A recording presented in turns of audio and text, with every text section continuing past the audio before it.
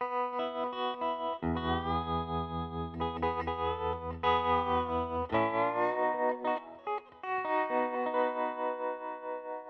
the voice of one who loves you and desires to see you grow into strength and importance, both in this county and in this country.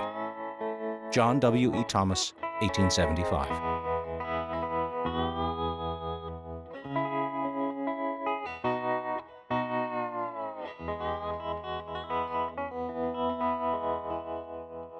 In 1860, 7,628 African Americans were living in Illinois, and more than 1,800 of them served in the U.S. military during the Civil War. Beginning in November 1863, the 29th Illinois U.S. Colored Infantry began enrolling men at Quincy. Although the 29th Illinois is the best-known African American unit from Illinois, African Americans fought in a variety of units and positions during the Civil War, and at least one served in a white unit and later reached officer rank. H. Ford Douglass was born a slave in 1831. Douglass escaped, made his way to northern Illinois, and became a powerful abolitionist speaker. On July 26, 1862, when it was still illegal for African Americans to enlist in the United States Army, Douglass enlisted as a private in Company G of the 95th Regiment, Illinois Infantry Volunteers. Less than a year later, he was serving as an officer in the 10th Louisiana Regiment of African descent. Another Civil War veteran was Samuel Dalton. Dalton was born a slave in 1839 and entered the Union Navy in 1863. He was discharged at Cairo in late 1864. Sometime around 1887, he moved to Murfreesboro and bought a home.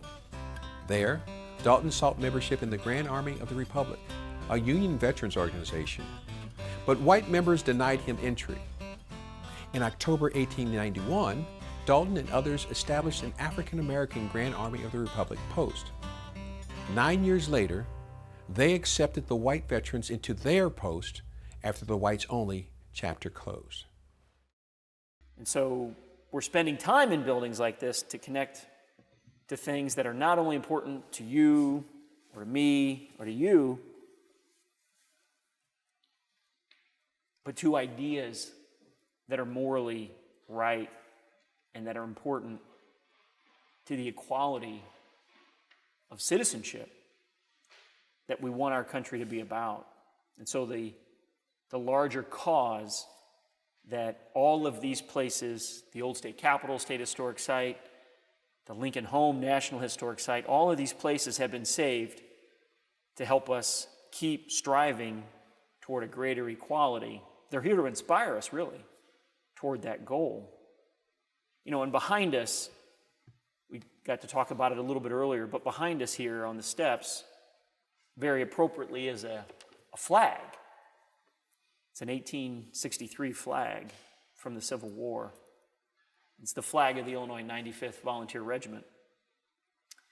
That's a symbolic flag for us as an artifact because of the people who fought under it, who fought bravely under it during the Civil War. And two people in particular come to mind. One of them is a woman who disguised herself as a man so she could fight. She wasn't allowed to fight under the law, so she took it into her own hands to transform her identity so that she could fight for equality and freedom. Her name was Jenny Hodgers.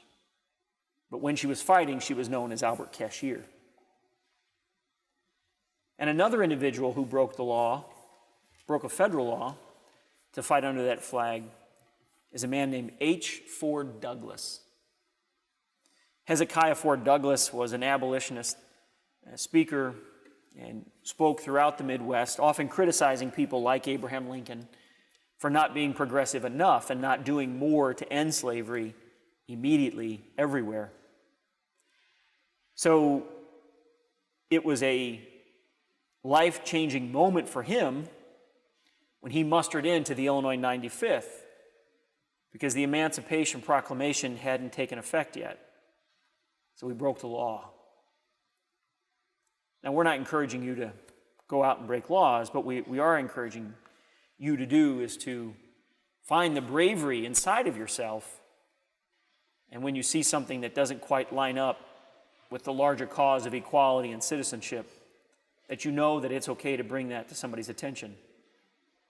And I think after years of speaking to audiences, Hezekiah Ford Douglass believed that that was the right step to take.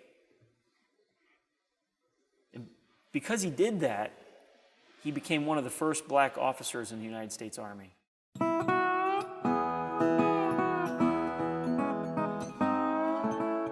You say you will not fight to free Negroes? Some of them seem willing to fight for you. Abraham Lincoln, 1863.